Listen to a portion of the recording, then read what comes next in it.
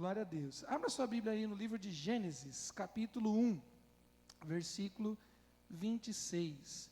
Nós vamos, nesse mês de agosto, fazer um desafio interessante de estudar a palavra de Deus nessa questão da imagem e semelhança de Deus em nós. Às vezes tem alguns textos da Bíblia que a gente não entende profundamente, aceita aquilo que o texto fala minimamente, se conforma com a parte que de alguma forma já traz para nós beleza, já traz alento, já traz consolo, e às vezes a gente não cavuca para ir um pouco mais profundo. Essa questão da imagem de Deus na sua criação é algo fantástico, e tem livros e livros que falam a esse respeito.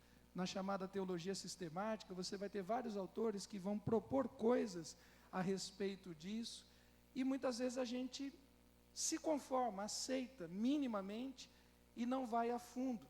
Se Deus revelou esse texto a Moisés, se Deus permitiu que fosse escrito isso e chegasse até nós, imagino eu que não era apenas para ser uma narrativa, para cumprir alguma coisa literária.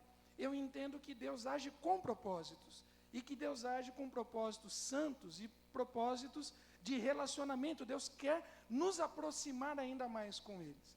Então merece que nós de alguma forma tentemos nos aproximar um pouco mais do que seria essa imagem e semelhança de Deus nas nossas vidas.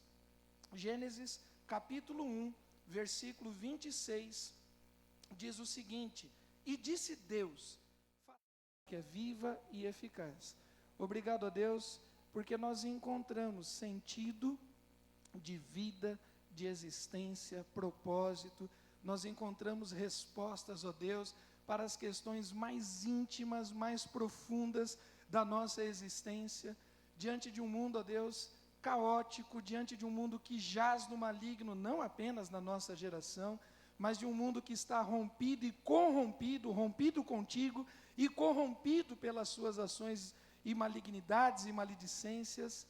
Nós encontramos na Tua palavra, Senhor, consolo, encontramos na Tua palavra propósito, encontramos na Tua palavra sentido e razão de existência. Vale a pena viver, mesmo que a vida seja em lutas, em dificuldades, vale a pena, porque há algo de Ti em nós. Há algo profundo da Tua existência que compõe a nossa, e sem Ti nada somos, sem Ti nada podemos fazer, mas em Ti, Senhor, somos mais do que vencedores, e em Ti tudo podemos, porque a Tua palavra diz que o Senhor nos fortalece.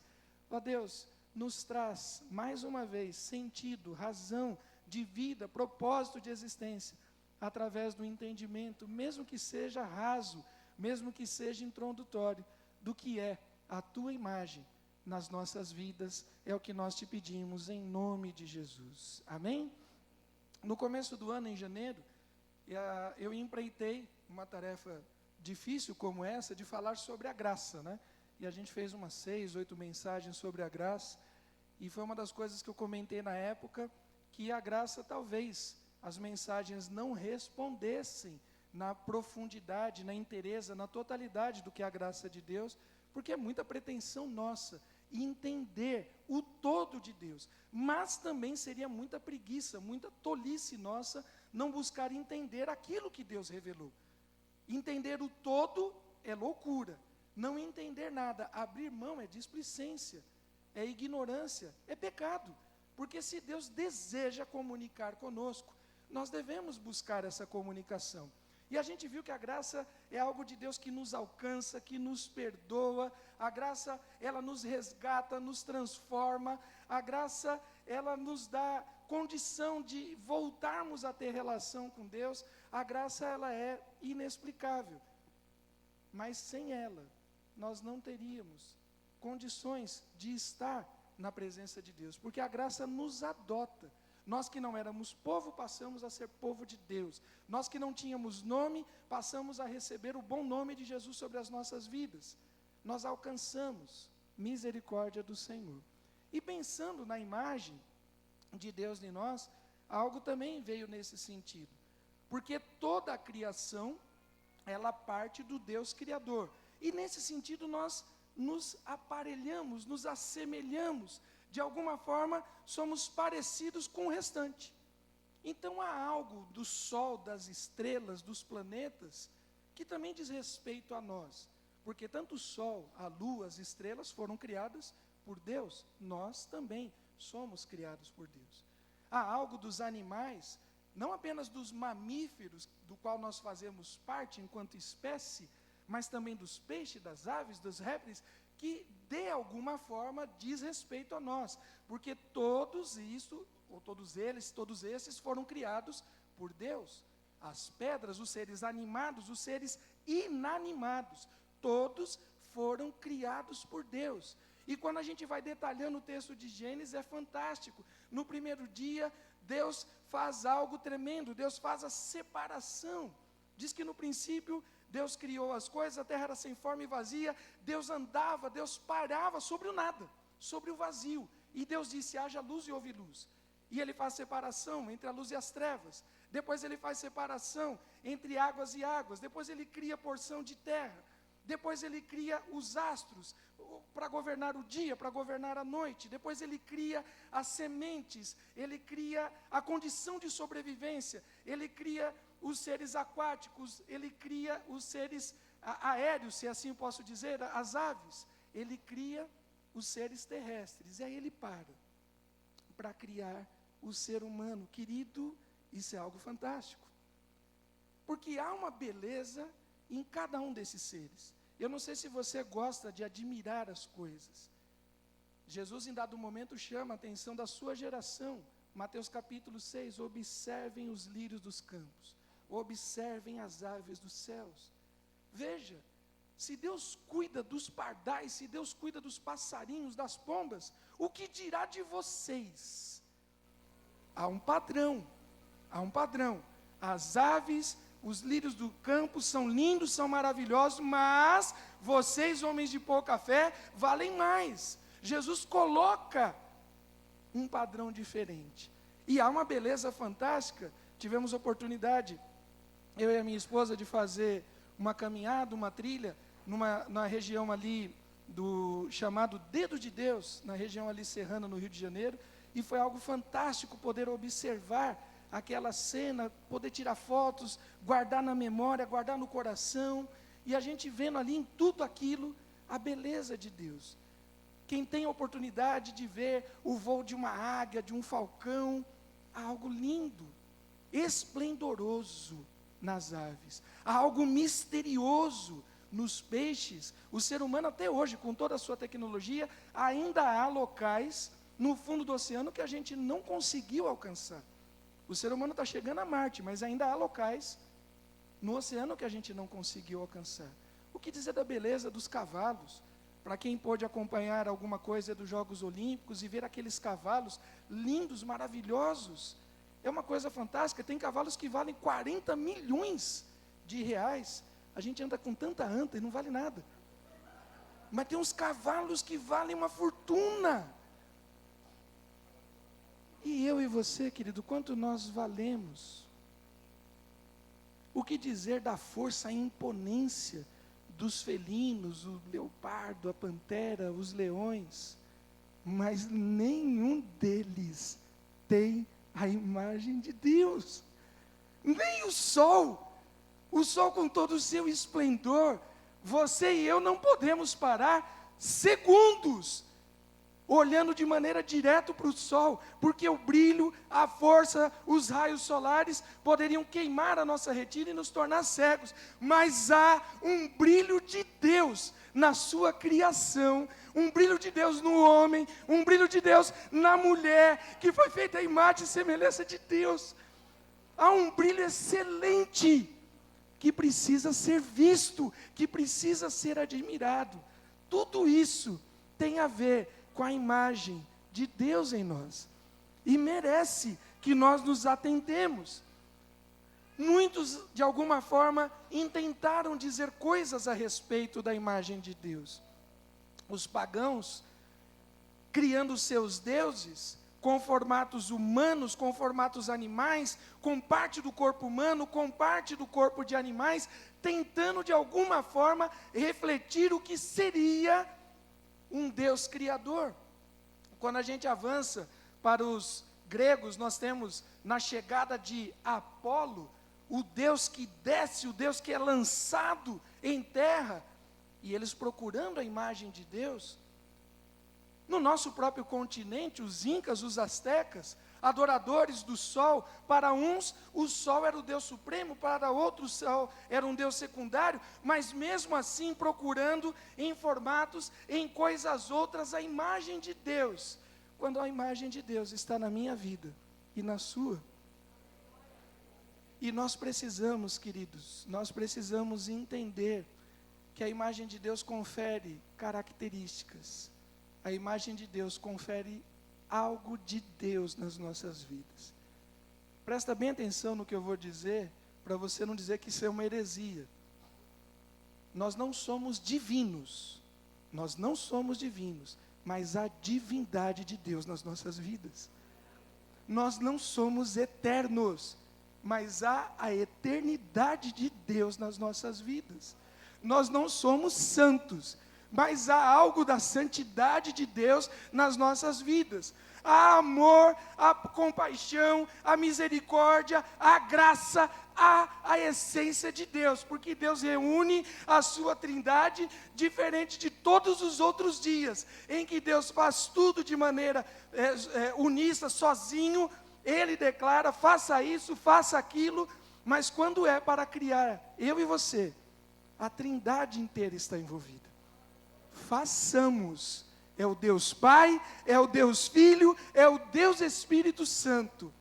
E o texto bíblico diz, no capítulo 2, a gente vai deixar isso para uma outra mensagem, que Deus manualmente fez o ser humano do pó da terra e soprou algo dele em nós.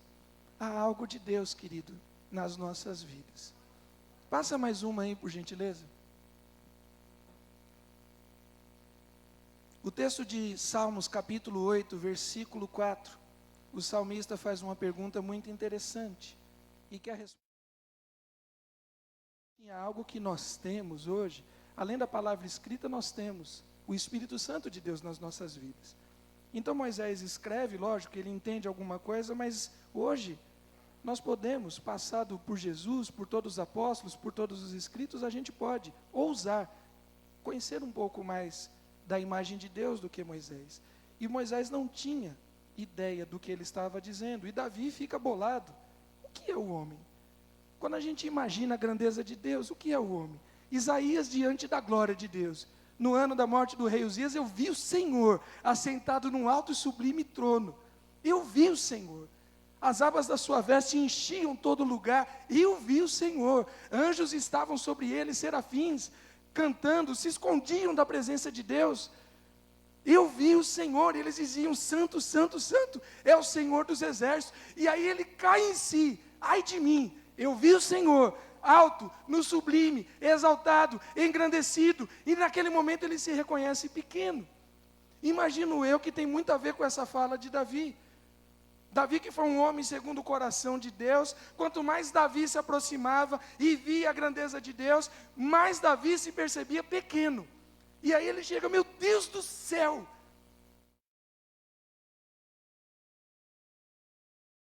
Todas as coisas, aquele que era, aquele que é, aquele que há de vir, aquele que é incomparável, aquele que é ilimitável, aquele que para ele nada é impossível. O que sou eu para Deus se preocupar comigo? Você já parou para pensar nisso, querido? A gente vive num planeta que tem 7,5 bilhões de pessoas. Algumas contas não têm precisão. Tem gente que diz que a história da humanidade teria vivido algo em torno de 70 bilhões de pessoas, ou seja, 10 vezes mais a população que a gente tem hoje. Já vi números falando em 200 bilhões de pessoas, particularmente eu acho um exagero, pensando em toda a história da humanidade. Toda a história da humanidade. Vamos arredondar um número, sei lá, 100 bilhões de pessoas. Só na nossa época são mais de 5.000 línguas faladas. Quando a gente fala da tradução da Bíblia, a gente tem que louvar a Deus, porque a Bíblia está na nossa língua materna, na língua portuguesa, mas mais de 2.500 línguas, dialetos, não tem nenhum versículo da palavra de Deus. Então nós temos 7 bilhões e meio de pessoas, mais 93 bilhões de pessoas já morreram durante toda a história, mais de 5.000 línguas faladas, e quando aquela mulher, o Chico citou no momento do louvor e adoração, enquanto aquela mulher do fluxo de sangue estava no meio da multidão, sendo ali apertada e comprimida, e ela tocou em Jesus, no meio da multidão, Jesus sabia quem ela era, e Jesus sabe quem sou eu, Jesus sabe quem é você. Não porque alguém precise contar, não porque ele precise enviar anjos, apesar que nós cremos que os anjos são ministros, servos do Senhor, e agem a favor da sua igreja, do seu povo, conforme o comando de Deus. Você crê nisso? Os anjos são servos do Senhor, mas os anjos não precisam ir e vir para dar relatório. Deus nos conhece, porque há algo dele em nós. A imagem de Deus está em nós. Queridos, o que é o homem diante de todo o universo? O planeta Terra é um planeta entre milhares de milhões do nosso sistema. O nosso sistema é um de milhares de milhões de todo o universo. Isso para aquilo que já foi de alguma forma observado. Ainda tem aquilo que é completamente oculto. O que nós somos? Ah, queridos, nós somos a imagem de Deus. E por isso que Deus se importa conosco. E a imagem de Deus é a única coisa que faz sentido na humanidade, mesmo para aqueles que não creem. Há duas teorias que se multiplicam em várias outras. No fundo, só tem duas teorias sobre a criação. Três teorias sobre a criação do universo. A primeira teoria diz respeito que em algum momento aconteceu algo. Ou Big Bang, ou qualquer outra ação, e a partir daquele momento gerou-se uma série de processos em cadeias, processos não lógicos, processos sem sentido, sem sentimento, sem paixão, sem amor, processos frios, gelados, e que de alguma forma se desenvolveram e chegou até nós. Dentro dessa teoria, umas 3 ou 4, não apenas o Big Bang. Uma segunda teoria diz que o universo sempre existiu, então não tem começo, sempre existiu.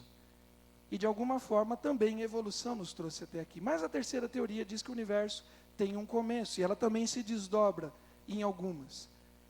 Ela tem um começo a partir de algo impessoal, uma força, alguma coisa nesse sentido. E nós cristãos acreditamos que o universo foi feito, criado pelo poder da palavra de Deus. Essa criação é a única que dá sentido para a sua vida. Porque quando nós discutimos o começo das coisas, se perde muito tempo, se começou, se não começou, se sempre existiu, se foi uma explosão. Mas somente aqueles que creem que um Deus pessoal, poderoso, que intentou, que desejou, que quis nos criar, é que dá propósito para as nossas vidas. Querido, nós não estamos na sorte ou azar, nós não estamos ao acaso, nós somos criados pelo desejo de Deus. De fato, você é uma obra excelente que nasceu no coração de Deus. E isso dá sentido, vale a pena viver, isso responde todas as nossas inquietações. Por que viver doente? Por que viver limitado? Por que viver numa cama? Por que viver com limitações financeiras? Por que viver num país corrupto como nós vivemos? Por que outros vivem num país miserável? Por que outros vivem em constante guerra? Humanamente falando, nada nos dá sentido. Mas quando nós olhamos para trás e sabemos que um Deus nos criou, e olhamos para frente e sabemos que Ele há de restaurar todas as coisas, isso dá sentido para as nossas vidas. O que é o homem? Perguntou Davi. E Deus vai dizer assim: vocês são parte de mim.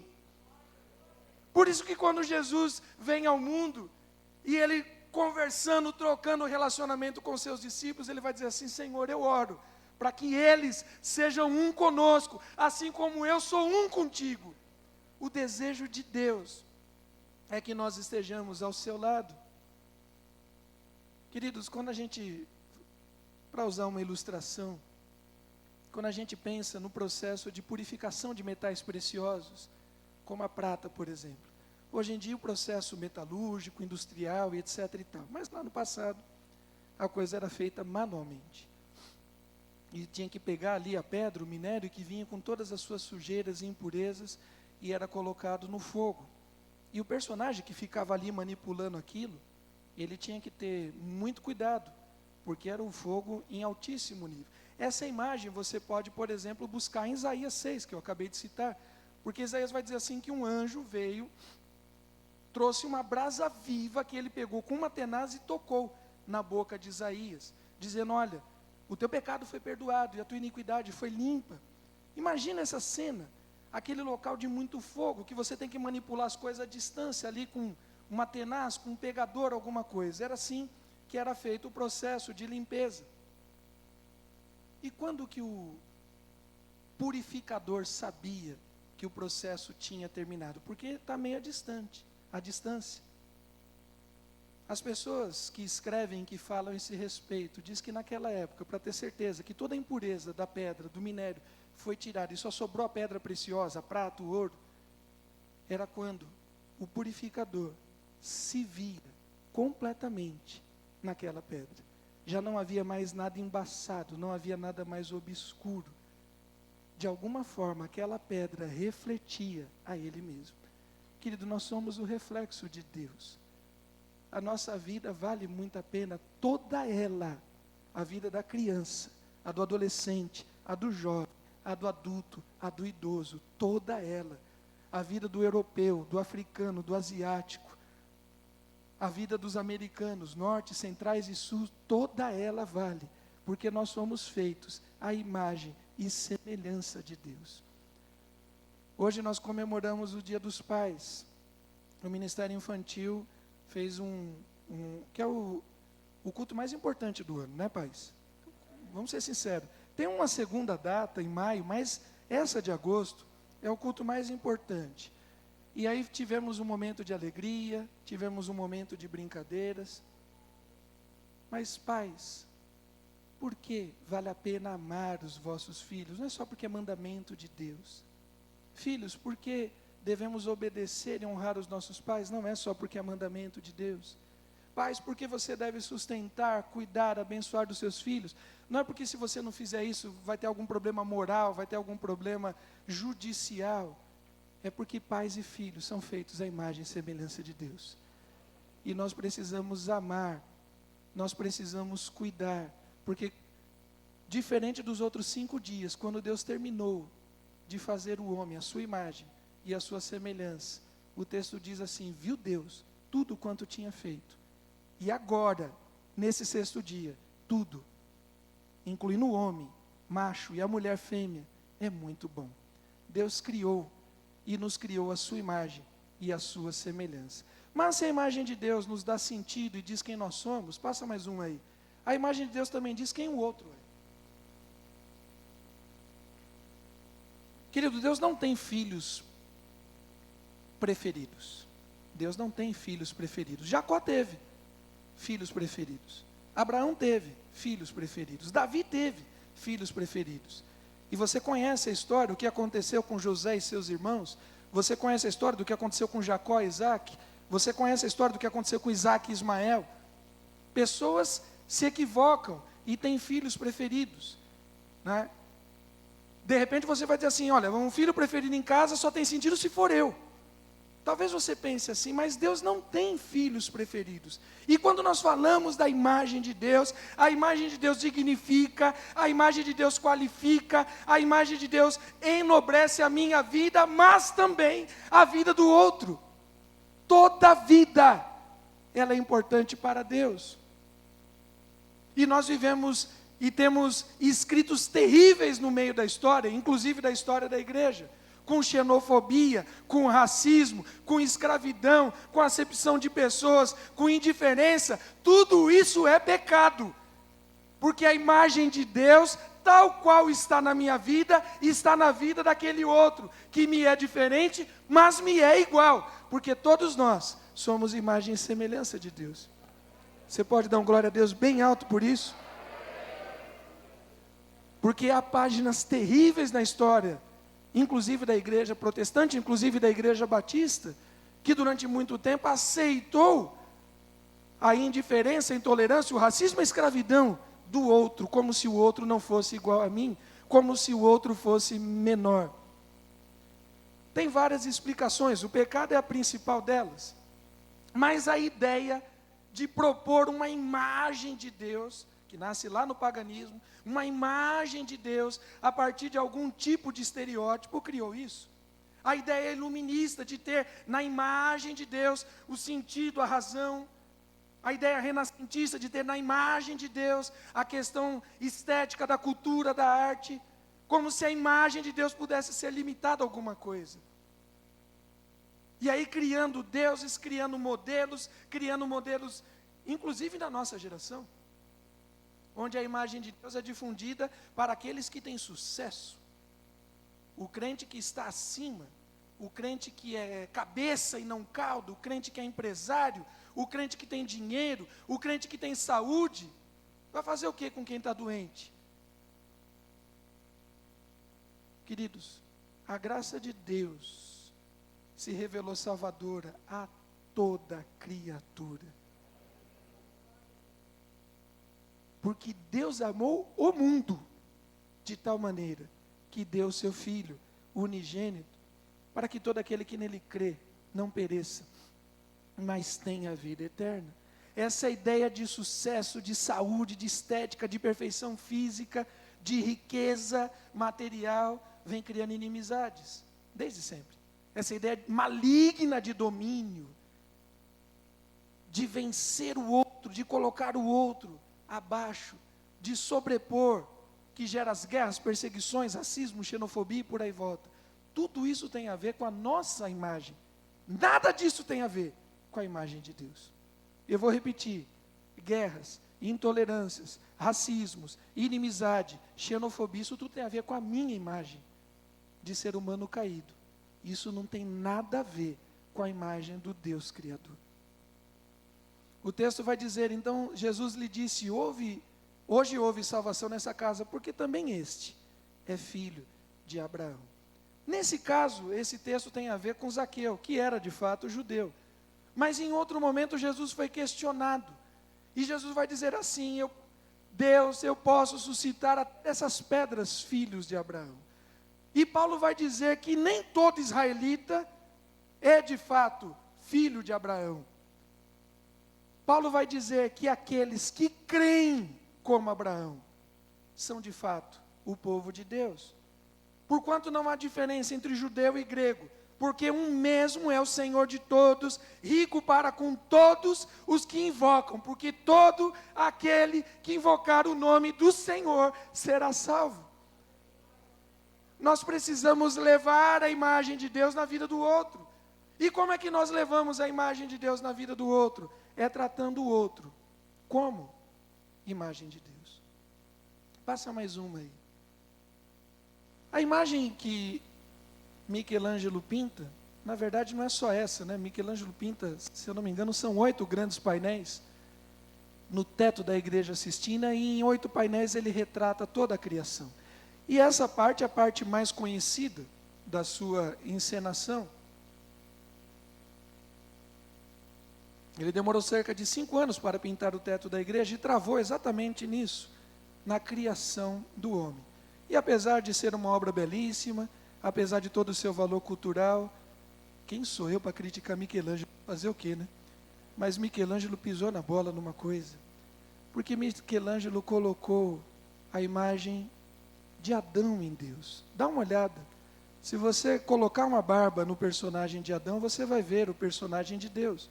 Ele retrata a imagem de Deus em Adão, mas ao mesmo tempo retrata a imagem de Adão em Deus. E nós temos feito isso historicamente. A gente quer trazer os nossos valores mundanos, os nossos valores carnais, os nossos valores racistas, os nossos valores intolerantes, os nossos valores malignos, e dizer que isso tem a ver com Deus. Quando não é essa a imagem de Deus. Um Deus que atende os nossos caprichos é o Adão envelhecido. um Deus que está à nossa disposição para nos curar, e ai de Deus se não nos curar. Como é que pode, no meio da pandemia, irmãos queridos, e muitos de nós perdemos, inclusive eu, familiares, como que pode? Mas nós oramos, como se Deus tivesse a obrigação de nos curar, de nos enriquecer, de atender os nossos desejos, um Deus que trata os seus filhos de maneira predileta, diante dos outros, que também tem a imagem dele. Eu lembro, antes da pandemia, um ano e pouco atrás, talvez alguns irmãos vão lembrar disso, que estava vindo uma onda de gafanhotos. Quem lembra dessa história aí? Uma onda de gafanhotos. Estava vindo pelo oceano, vindo do lado leste, sentido oeste, e passaria pelo Brasil, num recorte ali, entre Santa Catarina, Paraná, até mesmo poderia chegar em São Paulo. E é um fenômeno muito interessante, e nós olhamos sempre para a Bíblia, todas as vezes. Não é errado, quando acontece alguma coisa, a gente olhar para a palavra de Deus, nós cremos na palavra de Deus. Errado é a gente procurar coisas que a palavra de Deus não diz. E aí, muita gente orando, pedindo a Deus misericórdia, será que é um sinal? Será que é uma praga? Tal. Os gafanhotos passaram. E gente dando glória a Deus, porque os gafanhotos foram parar na Argentina. Dando glória a Deus, porque os gafanhotos foram parar no Uruguai. Apesar que na Argentina, eles ganharam da gente agora no vôlei. Bom, brincadeiras à parte. A gente não ora para que uma praga saia de nós e vá para o nosso vizinho. A gente não ora para que uma coisa aconteça para um filho de Deus e traga maldição, traga dor, traga desconforto, Nós não somos vingativos. Nem Deus, e a vingança é do Senhor, hein? A vingança é do Senhor, mas Deus tem agido ainda com graça e misericórdia. Michelangelo errou e nós temos errado, porque nós temos nos relacionado com Deus, não considerando quem Deus é, mas nós temos nos relacionado, colocando a nossa imagem, a nossa pequenez, a nossa maledicência, o nosso racismo, a nossa maldade, a nossa ganância, a nossa vaidade, a nossa promiscuidade em Deus. Queridos, a imagem de Deus não é isso. E nós precisamos resgatar a verdadeira essência. Por que tem muita gente com a estima baixa? Porque tem muita gente com depressão? Porque tem muita gente com síndromes? Tem vários motivos. Um deles é porque as pessoas não veem em si a imagem de Deus. E a maneira com que você trata as pessoas reflete ou não a imagem de Deus na vida dela. Como você trata aquela que não tem nada para te oferecer? Como você trata a pessoa mais simples, que tem a vaga, a função, a atividade mais simples no seu local de trabalho? Como você trata seu chefe, seu gerente, seu patrão é uma coisa, o engravatado, o diretor, mas como você trata o mais simples, na rua, o pedinte, o mendigo, aquele que vem esmolando, aquele que pede no farol? Isso não quer dizer que a gente vá atender a todos, talvez realmente há momentos que não temos. Não ter o dinheiro não quer dizer que não tenhamos respeito, nem misericórdia. Quem te dá o direito de tratar o outro da maneira com que você tem tratado? Com indiferença, com desprezo, com irracionalidade? Querido, o outro foi feito à imagem e semelhança de Deus, tal qual eu e você fomos feitos. Nós precisamos entender que a imagem de Deus não é isso.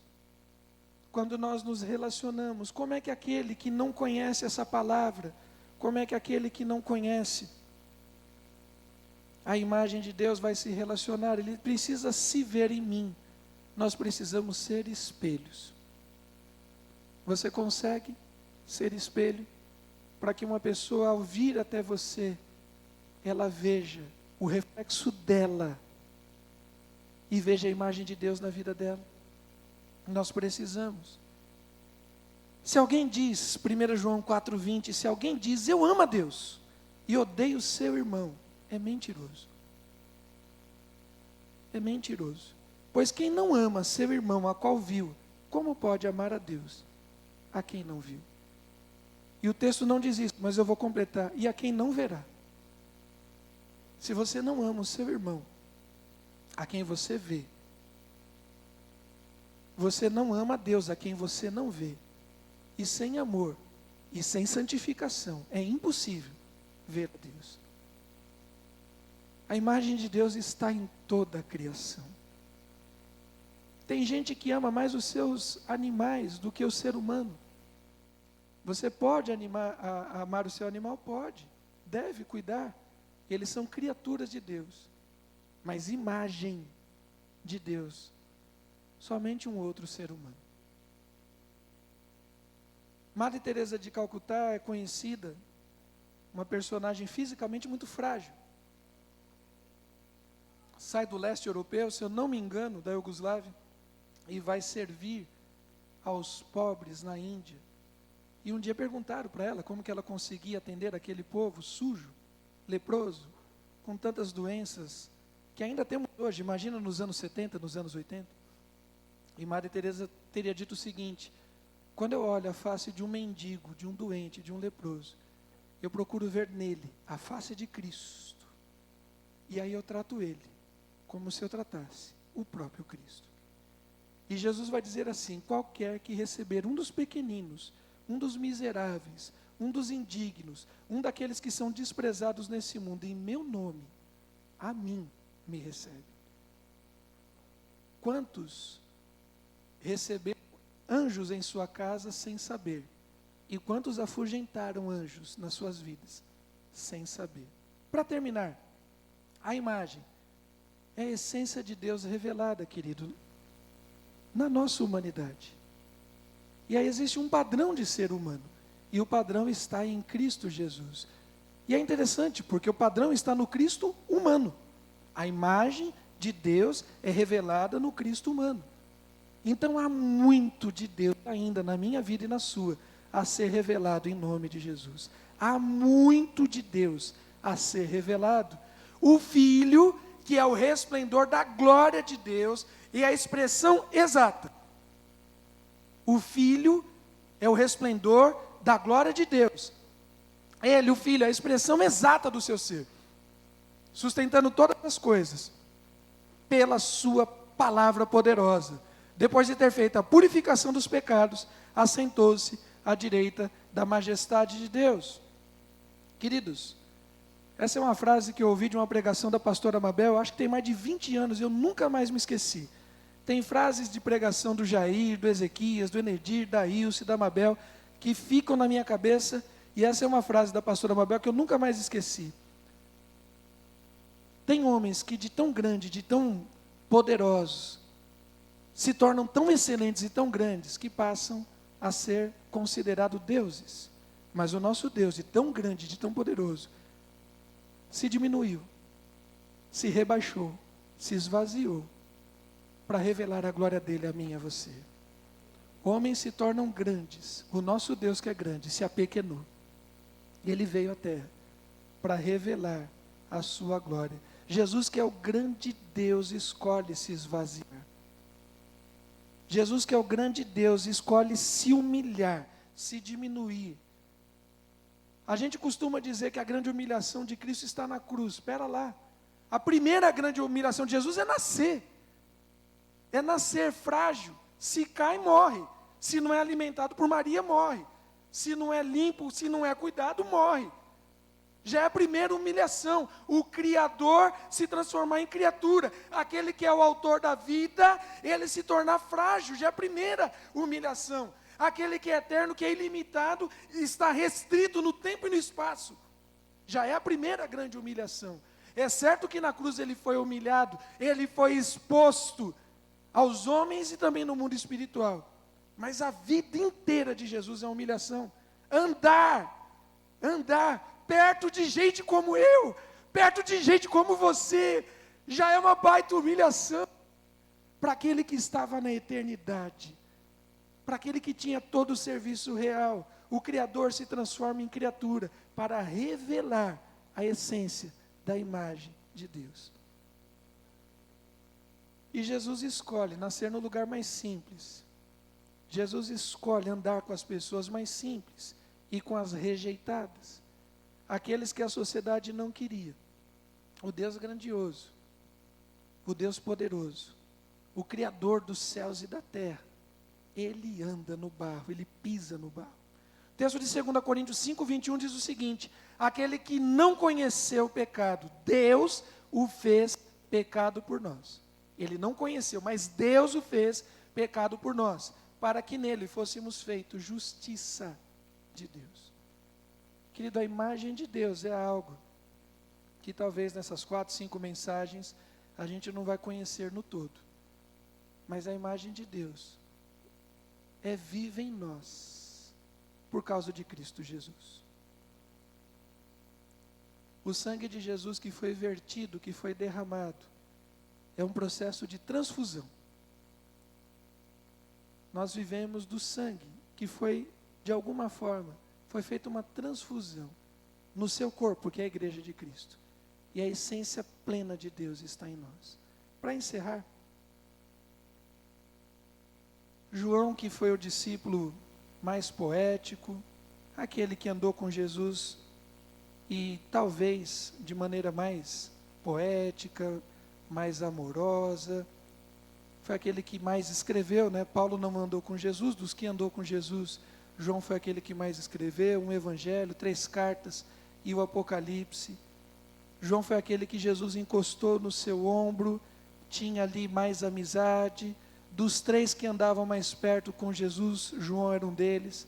João vai dizer que o Verbo se fez carne e habitou entre nós, cheio de graça e de verdade, e vimos a sua glória como a glória do unigênito do Pai. Cristo andou entre nós, e Cristo anda na humanidade, através da minha vida e da sua. Eu vou repetir, esta fala de João, que é encantadora, o Verbo se fez carne, habitou entre nós, cheio de graça, cheio de verdade, vimos a sua glória, vimos algo de Deus nele. Jesus fez a transfusão do seu sangue para o seu corpo, para a sua igreja. A sociedade precisa dizer isso agora do povo de Deus. Vimos a glória de Deus na vida de João, de Pedro, de Maria, de Públio, de Isaac. Vimos a glória de Deus. Vimos a essência de Deus nesse povo. Um povo que ama. Um povo que cuida. Que ama como Jesus andou, que cuida como Jesus cuidou. A beleza do Cristo vivo tem que estar nas nossas vidas, porque a imagem de Deus vem sendo restaurada em nós, de glória em glória, de vitória em vitória, até aquele dia. Não recuperamos toda, porque esse corpo é corruptível, mas já não temos mais aquela imagem tão distorcida que nós tínhamos antes, porque aquele que está em Cristo é nova criatura, e as coisas velhas já passaram. E Ele vem fazendo tudo novo nas nossas vidas. A imagem de Deus precisa ser refletida na minha vida e na sua, no dia de hoje. Abaixe sua cabeça um instante. A glória de Deus se manifestou em Cristo. O texto de aos Hebreus é fantástico. Nele está todo o esplendor da sua glória. A imagem de Deus que foi refletida em Cristo Jesus, não está na beleza magnífica do universo. Para quem tem acesso, para quem tem um equipamento, uma luneta, para os astrônomos que estudam, a beleza magnífica, cores encantadoras, mas a imagem de Deus não está lá.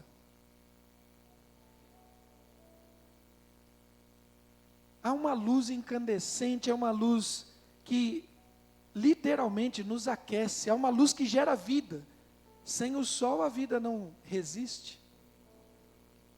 E apesar de toda a beleza, de todo o encanto, de toda a força, de todo o calor, de toda a vida que o sol emana, a imagem de Deus também não está no sol. Para aqueles que gostam da fauna e da flora, a beleza, os aromas de tantas flores, os botânicos que estudam e conseguem fazer diferença e geram aqueles perfumes maravilhosos. É algo fantástico. Mas a imagem de Deus também não está nesses perfumes, não está no canto dos pássaros, não está na beleza enigmática dos peixes, não está na força dos cavalos, não está na imponência dos leões. A beleza de Deus está na minha vida e na sua, porque nós somos imagem de Deus. Vale a pena, querido. Você que está passando aí por uma luta, vale a pena. Pastor, eu não aguento mais. Aguenta sim, querido. A imagem de Deus te renova, te restaura, te fortalece. A imagem de Deus traz à existência aquilo que não existe. Porque assim foi no começo, e assim continua sendo, porque agindo Deus não há quem possa impedir. Por que continuar? Humanamente falando, não vale a pena. Mas se a imagem de Deus está em mim, e a imagem de Deus é criadora, a imagem de Deus é restauradora, então vale a pena. Insista na vida, querido. Insista, não por causa da economia, da política, da prata, do ouro, do bronze das Olimpíadas, do diploma, tudo isso passa. Insista, porque a imagem de Deus na sua vida não pode ser apagada. O diabo até tenta ofuscá-la, apagar não pode, porque ela é esplendorosa. E João disse: eu vi a imagem de Deus nele.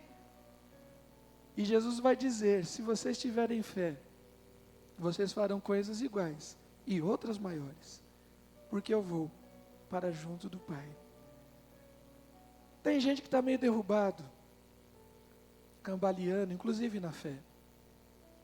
Já tinha desistido, talvez você aí na internet, nem falei com a turma da internet hoje, tem uma galera aqui no Face e também no YouTube. Mas eu quero orar pela sua vida. Não é a minha oração, querido, que vai restaurar a imagem de Deus na sua vida. Eu quero lembrar você que ela já está aí. Não existe oração de pastor que restaura a imagem de Deus, a imagem já está aí. Mas e o pecado, pastor? O pecado não... O pecado estragou. O pecado ofuscou. Tirar não tem esse poder não, filho. Aquilo que Deus faz, Ele declarou. Viu Deus, tudo quanto tinha feito, e eis que era tudo muito bom.